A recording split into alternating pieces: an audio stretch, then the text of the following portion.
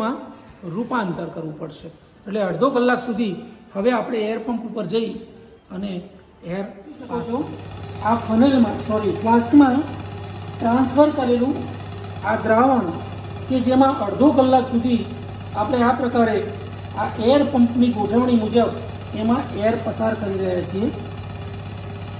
Constant અડધો કલાક સુધી સતત એર પસાર કરીશું. ત્યાર પછી પ્રેક્ટિકલના ટેબલ ઉપર જઈશું. ત્યાં જઈ અને 15 થી 20 ml જેટલો આલ્કોહોલ ઉમેરીશું, જેથી કરીને આપણને સોડિયમ કોબાલ્ટ નાઇટ્રાઇટના અવક્ષેપ મળે.